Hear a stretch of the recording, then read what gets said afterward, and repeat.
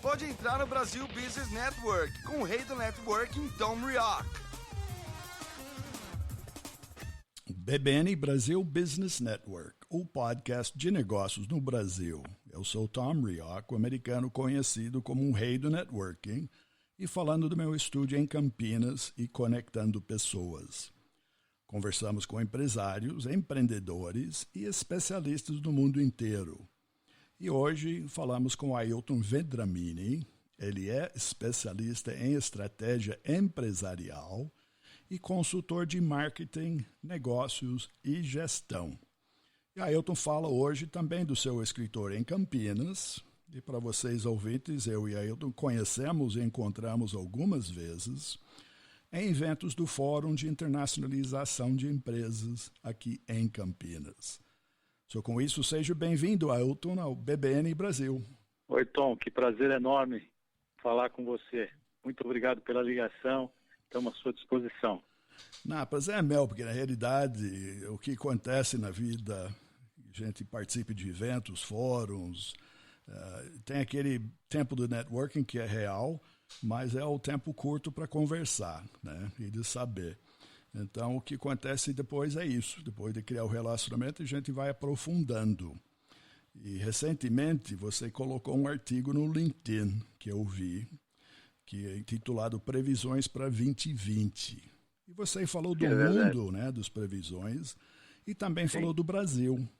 Então, eu queria que você conversasse e falasse para nossos ouvintes quais suas previsões 2020 no Brasil. Ok. O Brasil... Bom, já fico satisfeito de você ter lido essa minha previsão, né? Normalmente a gente tem aqui agora uma coluna dominical num jornal local aqui da região, né, que é o Tribuna Liberal, onde a gente escreve sobre estratégia, gestão de empresas, etc. E, obviamente, na virada do ano, todo mundo quer saber o que vai acontecer no próximo ano, né? Então, além de pular 7 ondinhas e comer as romãs, semente de romã, as pessoas querem saber, escuta, o que vai acontecer. Então, eu fiz uma ginástica em relação ao mundo, né? E em relação ao Brasil, nessa matéria.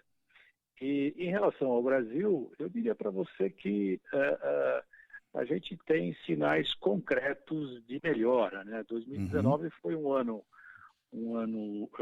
também difícil, né? Mas alguns fundamentos, principalmente na área da economia, foram sólidos, vamos dizer assim, foram dados alguns passos interessantes na direção correta. Então eu acredito que o Brasil, independentemente da imagem que ele tem lá fora hoje, internamente ele segue dá um passo bastante importante na direção do crescimento. Sim. Como nós não temos um nível de crescimento muito alto, né? O que poderia dizer, a gente cresce aí 5, 6% ao ano, então tem uma hora que nós vamos acabar caindo. Não, isso é o contrário, né? Na verdade, como a gente está crescendo aí, ou cresceu na faixa de 1%, as nossas chances, considerando os fundamentos sólidos, de crescer em 2020, eu acredito que são muito grandes.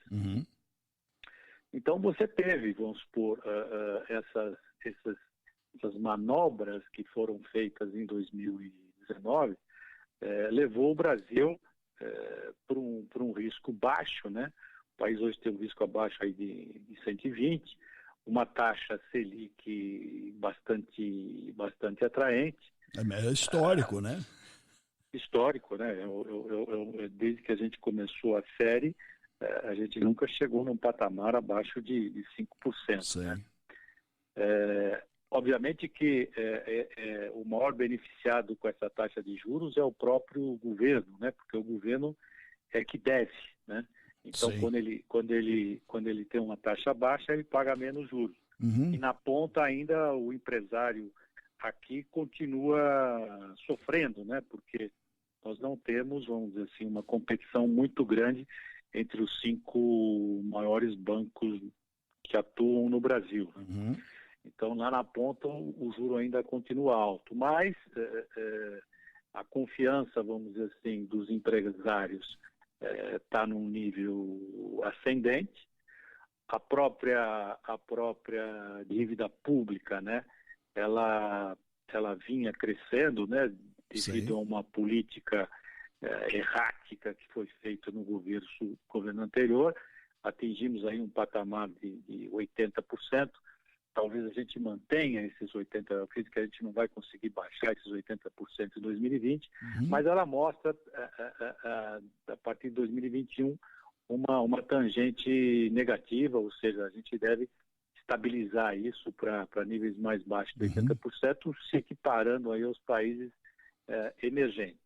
E as despesas discricionárias do governo, né, principalmente aquela relacionada com a Previdência, que era uma bomba relógio aí que estava para explodir, ela foi pelo menos equacionada em nível federal, né? Sim. Aliás, uma das minhas previsões foi que em nível estadual e municipal eu não acredito que a gente consiga chegar num acordo em 2020. Sim. Porque é muito facetado, são muitos interesses, né? De qualquer maneira... E começa por ter muitos municípios, né? E também é outro fator. Acho que o Brasil é o país do mundo que tem uma maior quantidade de fatias do próprio bolo do país, não é isso? Pois é, e você não tem essa nossa democracia não exige que, por exemplo, a vereança tenha um conhecimento forte sobre as leis, né? Sim, então, a lei, justamente. A lei municipal, ela tem que se submete à lei estadual, que se submete à lei federal. Sim. Né? Então, a vereança, ela chega ali normalmente porque o fulano tem uma certa popularidade, né, e consegue angariar votos, mas ele não tem. De repente, ele é o dono da farmácia, é o dono do açougue. Então, ele vai ter que discutir uma matéria extremamente técnica, né? Sim. Eu acho que dificilmente, a não ser que haja aí um movimento federal para poder equacionar isso, mas não acredito que haja, porque nós vamos ter eleição aqui esse ano. Sim. E ninguém quer tomar nenhuma medida impopular, né? Então, vamos dizer, isso poderia gerar perda de votos, né? Então, o pessoal normalmente está sempre olhando muito para o umbigo, né? Então, bom, essa é a tradição, né? O tradicional é isso, porque a gente analisa meu tempo aqui no Brasil. O Brasil sempre foi complexo de entender e sempre foi difícil do ponto de vista, ou como estrangeiro, de entender a sequência de eventos. E tudo aqui é mutável, né? Acho que do lado bom, eu também concordo que de esperar uma mudança ao nível de reforma estadual e municipal vai levar muito tempo. Tá? E como previsão de 2020, também concordo que não vai acontecer. Mas voltando do lado positivo, também tem muita coisa interessante, que se nós olhamos 2 anos para trás, nem essas áreas eram tidas como previsões positivas, né? Na realidade, não tinha nada positivo, tá? Do ponto de vista do empresário, de pequena, média e até grande, né? Mas uma das coisas que se sinaliza como positivo, algumas deles, é que vai ocorrer um aumento de crédito para pequena e média empresa, é isso? Você acha que possivelmente vem uma reforma fiscal de algum jeito? Você acha que vai ter um destravamento dos fundos? Não é isso? As privatizações, você diz aqui, que seguirão firmes, e a gente está vendo evidência agora, praticamente diário, né, de que isso está acontecendo, né, ao nível federal e até estadual. Então, isso, de fato, estamos em janeiro e está acontecendo, né? Então, esta aqui é a volta que você falou do início, uma melhoria no ambiente de negócio. Então, psicologicamente, o pessoal está mais positivo. Você sabe que quando você fala, por exemplo, da imagem do Brasil lá fora, a nossa imagem talvez não tenha melhorado tanto quanto melhorou o nosso ambiente interno, né? Até por questões, assim, eu acredito que é de menor importância, né? Posicionamentos ideológicos e tal. Eu acho que o estrangeiro ainda, o pessoal lá fora, ainda olha o Brasil com uma certa desconfiança.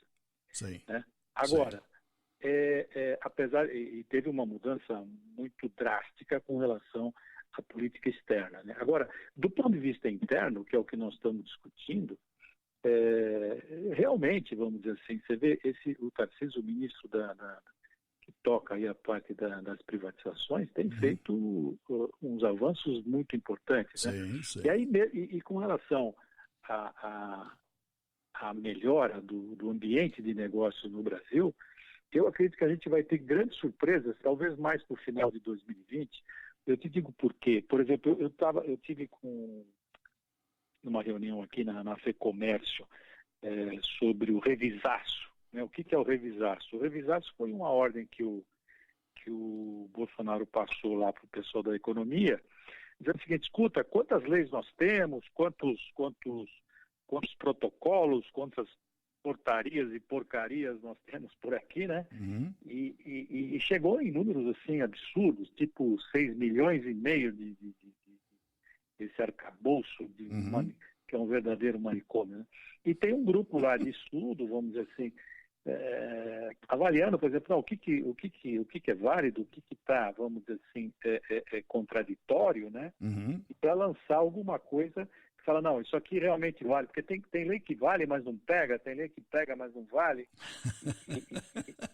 É impressionante, né? E é um trabalho, vamos dizer assim... Parece jogo do futebol do Várzea, não é isso? É um trabalho hercúleo, né? Vamos dizer. O que acontece? Não é um trabalho para 2, 3 ou 6 meses. É um trabalho para 1 ano e meio, 2 anos. Então, eu acredito que no final de 2020, o ambiente de negócio, ele deve melhorar muito nessa linha desse revisaço, né? Que tem um grupo lá dedicado em Brasília a rever todas essas leis e colocar fazer um frame, né? uma estruturação. Então eu acredito muito nisso. E aí você vai ter vamos dizer assim, talvez aí começo de 2021, uma melhora na legislação do modo geral, né? Agora, o que eu vejo também, Tom, é que a gente fala muito mal de político, né? A gente não participa da política diretamente, o que eu acho um erro, né, do empresário. O empresário não gosta muito de política, mas ele deveria se envolver mais, não digo na vereança, ou ser deputado, ou qualquer coisa que o valha, mas buscar os seus órgãos de classe, né? Vamos dizer, uma Fiesp, uma Fiesp, enfim, esse próprio fórum que a gente participa juntos aí, né? Eu vou tentar lutar pela internacionalização das empresas, né? Quer dizer, a gente juntos somos muito mais fortes. Né? Sim. Então, eu acredito que está havendo uma conscientização política maior, e também eu diria para você que eu tenho encontrado alguns vereadores, alguns políticos muito bem intencionados, né? Fazendo coisas que, do meu ponto de vista, vamos dizer assim, me surpreende. Outro dia eu encontrei, por exemplo, aquela Janaína Lima, né? Que abriu lá em São Paulo como é que chama, né? Não é escritório, né? Na Câmara, como é que fala? O gabinete, né? O gabinete dela para coworking, né? Você quer trabalhar aqui, pode vir, eu tenho a minha mesinha, o espaço é muito grande, você vem, usa aí o telefone da Câmara, usa não sei o que a gente puder te ajudar, a gente ajuda, né? Então você vê, por exemplo, coisas que a gente não via assim no passado, né? Sim. Outro dia eu vi aquele deputado Melão lançando, né, fazendo consulta pública sobre o Código de Defesa do Empresário, né? A gente só escuta falar Código de Defesa do Consumidor, daquilo, mas e do empresário, né? Sim. Por que do empresário? Porque às vezes você vai tirar, por exemplo, a gente mexe também com loteamentos industriais, você vai tirar uma licença, então depende do guichê que você vai, ele pede novamente o aquele mesmo documento, né? Sim. Então, vamos supor, não tem lógica aquilo, né? Aliás, E volta àquilo que eu te falei do início, né? Do quantidade de municípios. Se você for fazer um empreendimento industrial no município A e quer fazer o mesmo empreendimento no município B, o relacionamento com burocracia pode ser duas coisas totalmente diferentes.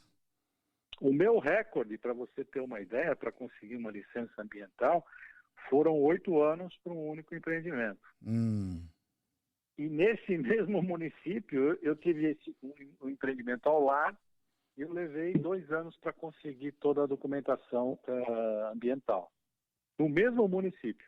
Então, eu levei 8 anos, no outro levei 2. Por quê? Porque algumas licenças, elas não estão, né, no nível só municipal, elas estão no nível estadual, federal, e aí depende da política, dos ventos e tal, a coisa muda. E o que você nota, vamos dizer assim, é que o empresário, do modo geral, ele não está preocupado, mas tem que tirar, tem que fazer. Não, ele quer fazer. O que ele está preocupado é com o tempo que leva para o fulano falar, não, o senhor tem que fazer isso. Tá bom, então eu faço. Não, o problema é que você tem que fazer isso, mas amanhã você tem que fazer mais aquilo e tem que fazer outro dia. Nessa conversa com esse grupo de Brasília, até foi uma coisa cômica que aconteceu. A gente está falando de legislação brasileira, né? Eu não sei quem foi que levantou a bola, mas diz que uma certidão de óbito no Brasil aqui tem validade de 3 meses. Né? Então você vê, o cara porque morreu. Porque acha que isso vai ressuscitar? Então, não sei se temos... Tudo bem que somos um país, talvez o segundo país mais católico do planeta, né? Mas pouca gente ressuscitou até agora, né? E que eu me lembro, que eu conheço, eu não sou muito fanático, mas acho que foi um só até agora. Então, 3 meses para uma certidão de óbito, né? Aí você tem que voltar no cartório. Eu estou rindo, mas é triste, mas até, e por razões evidentes, todo ano você tem que fazer a comprovação de vida. Pois é. Então, tem certidão de morte e tem a comprovação de vida. Então, a comprovação de vida só tem validade de 1 ano. Né? Então, todo ano você tem que voltar e dizer que está vivo. E o que você está dizendo, cada 3 meses tem que voltar e dizer que morreu. É isso? Você vê, são coisas pequenas. Não, mas são essas. Quando você fala esse detalhe, você falou do visão do estrangeiro, né? Parece cômico, mas são nesses detalhes que quando vem um empresário de fora, quando você vai procurar um empresário para falar de relacionamento com o Brasil, é o que pega. Porque ele não imagina que existe isso. Tá? Muitas vezes eu vejo, vem um empresário, ele acha, em primeiro lugar, realmente por desconhecimento, ele acha que aqui vai funcionar do jeito que funciona na terra natal dele, seja Estados Unidos, China, onde for.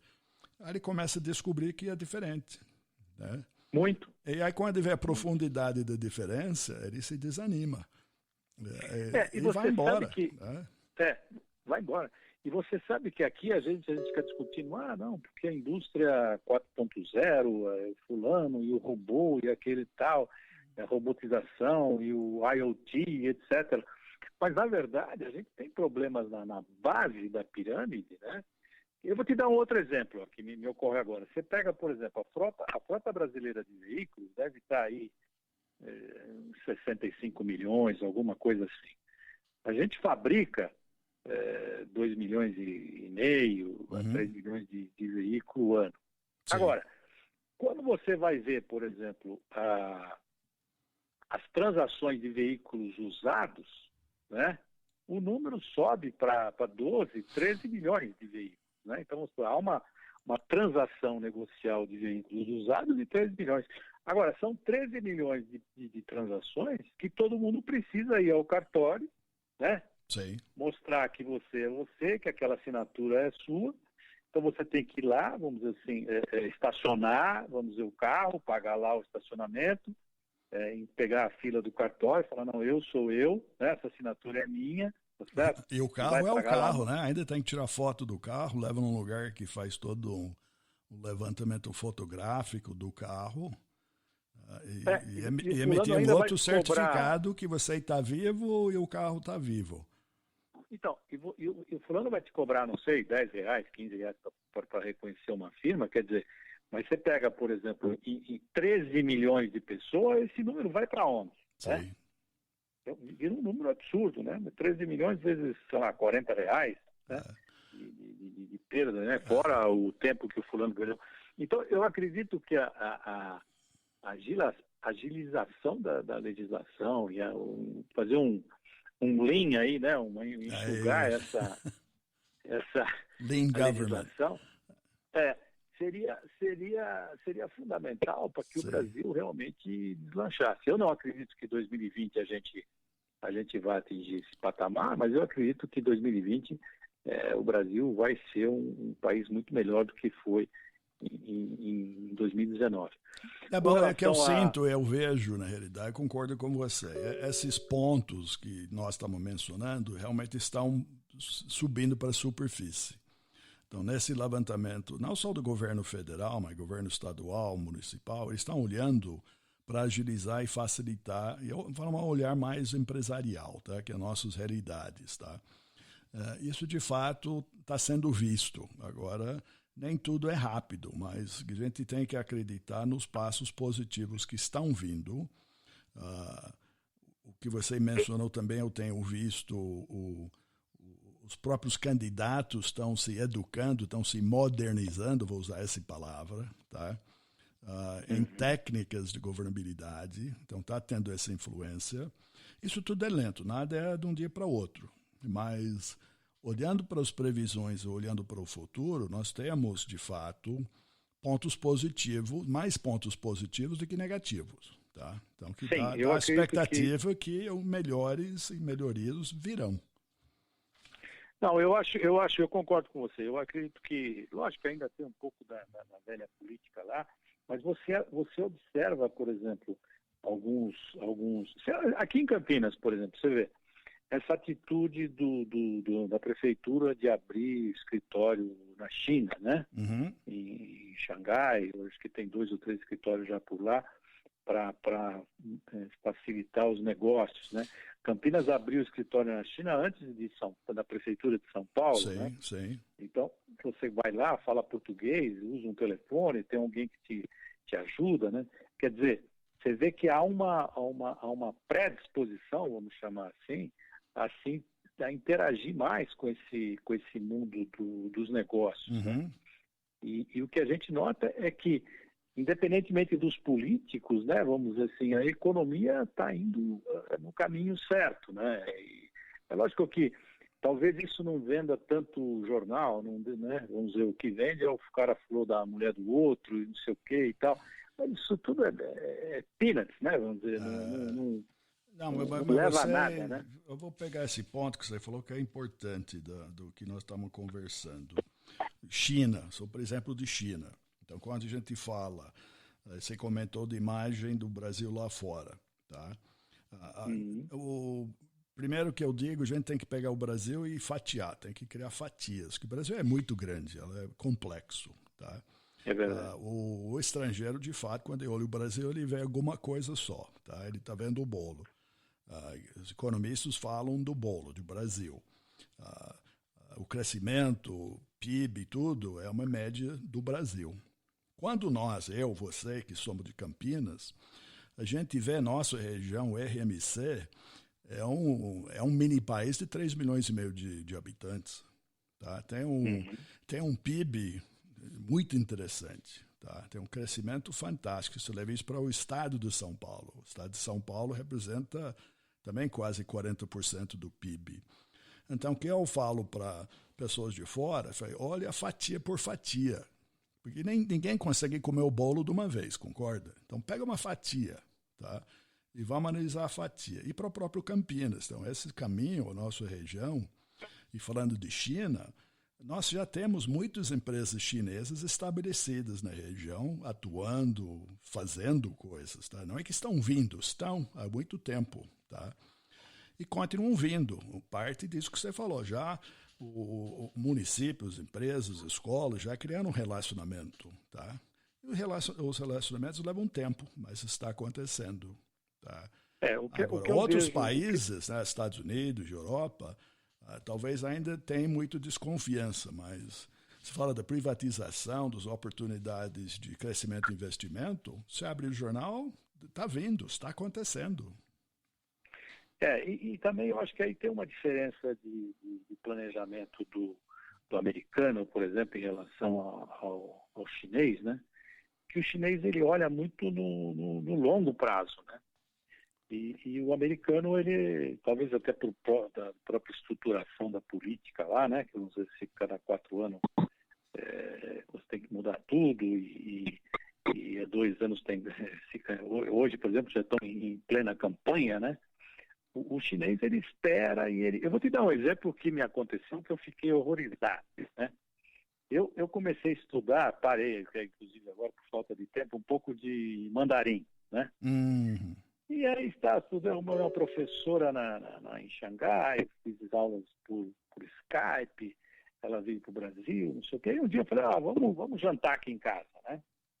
E ela falou, tem uns meninos aqui da Unicamp e tal. Eu falei, tudo bem, traz aí, vamos conversar um pouco sobre a China, estou interessado e tal.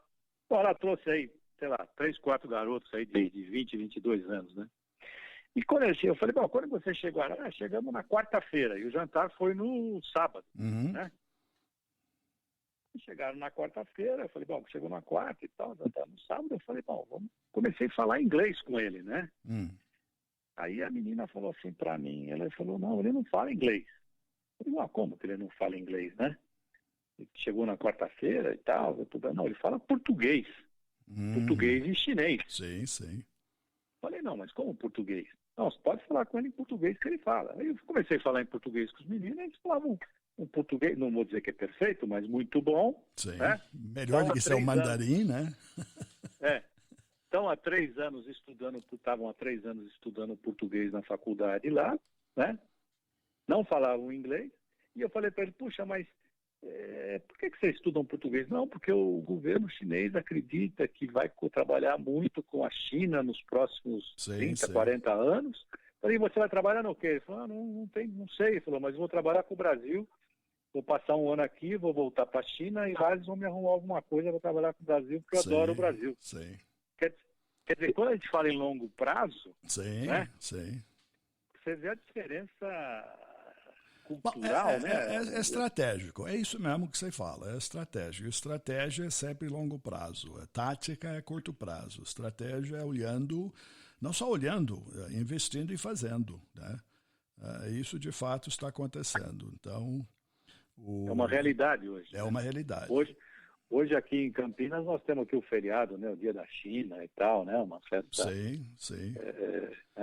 comemorativa e tal. Bom, eu vou deixar o Ailton para uma outra conversa. Nós vamos voltar a falar especificamente de China, das oportunidades de que tem esse relacionamento. Mas antes de ir, eu quero deixar para nossos ouvintes, você é conhecido como o Dr. Zero Custo, né? Em inglês, Dr. Zero Cost. É verdade. Quero dizer para nossos ouvintes que a melhor forma de achar mais informações sobre você, e muita informação, não só mais informações, muitas informações que a Ailton compartilha no site dele, que é www, eu vou soletrar, é drzerocost.com.br, que seria Dr. Zero Cost, tá? drzerocost.com.br, que é um site rico com informações de uma variedade de assuntos que tem a ver com os negócios. É isso, Ailton? É verdade. Eu estou nessa estrada desde 1975, né? E aí, quando eu completei 40 anos aí de mais insucessos do que sucessos, para dizer a verdade para você, eu falei, vamos tentar nesses últimos 3, 4 anos aí, escutar alguns amigos, né, experiências, como baixar custo nas empresas, como melhorar a estratégia, como aumentar vendas e tal. E aí fui recolhendo alguns artigos e continuo nessa estrada. E acabei colocando, concentrando tudo nesse blog que você falou, que é o Dr. Zero Cost, né? E que deu origem do artigo que eu achei você no LinkedIn. É verdade. Você acabou gostando desse artigo. Então essa estrada funciona, as pessoas vê. Tá? Então por isso quero orientar os ouvintes para te achar, procurar. E vai ter muita informação lá desses anos de estrada, não é isso? Que agora não é mais uma estrada, virou uma autopista. A gente começou lá atrás, né? Tanto como eu gosto de dizer que você pode ser um empresário corporativo, né? Você pode trabalhar dentro da CLT, dentro de uma empresa, mas ser um empreendedor dentro da sua empresa, né? Tá. E você pode ter também empresas e ser um empreendedor, né? Que é o nosso caso. A gente tem uma loteadora aqui na região, somente voltado para instalação de pequenas e médias empresas, né? Agora a gente tem um lançamento agora aqui na cidade de Hortolândia, né? Para abrigar aí 130 empresas. Ótimo. De pequeno porte. Quem quiser, inclusive, conhecer, o empreendimento está pronto, a gente vai lançar. Legal. É o www.vecon.com.br. Lá tem, acho que é o Zeta, loteamento Zeta Empresarial. Ótimo. E a gente, você estava falando da região, né? Você vê, às vezes o pessoal fala, mas o PIB cresceu 1% o ano passado, né? Mas aí a região, quanto cresceu, né? Normalmente quando o PIB cresce 1% no Brasil, aqui cresce 1,5%, 2%, né? Sinal mais. Então essa ideia de fatiar, né? Você falou do PIB da região. Sim. Nosso PIB aqui talvez esteja aí em torno de 110 bilhões, mas estamos a 100 quilômetros de um PIB de 800 e poucos bilhões. Quer dizer, nós temos quase 1 trilhão de PIB, sendo que o segundo estado maior é o Rio de Janeiro com 300 bilhões. Quer dizer, nós temos 3 vezes o segundo maior estado do país, que é o Rio de Janeiro. Quer dizer, quando você fatia, realmente é um local, como é que você diria aí, profitable, né? Vamos dizer. Profitable, saboroso, que eu diria. E delicioso, então é isso. É delicioso, eu acho que é um bom começo. E você tem um Brasil hoje que equivale, independente do segmento de mercado que você olha, é 50% do mercado da América do Sul. Né? Isso. Em números grosseiros. Legal. Né? Então, você está no centro do nevrálgico dos business. Né? Isso. Bom, Ailton, nós estamos caminhando para o fim do nosso tempo hoje, mas como eu te falei, eu quero te convidar mais vezes e vamos entrar com maior profundidade e falar dos itens no seu site, do Dr. Zero Cost. Pode ser? Seria um prazer enorme, então. Fico à sua disposição. Então, tá bom. Obrigado pela participação e o seu tempo com nossos ouvintes. Um grande abraço para os seus ouvintes aí. Espero que a gente tenha agregado algum valor.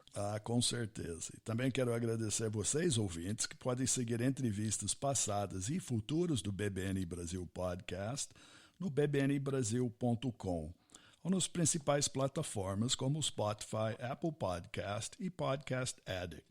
O BBN Brasil Podcast é um oferecimento do Focus ME Market Intelligence, especialista em pesquisa de mercado do setor agrícola. Mais informações no site focusme.com. Obrigado pela audiência e até o próximo encontro aqui no BBN Brasil Business Network. Obrigado por entrar no Brasil Business Network com o rei do networking, Tom Rioch.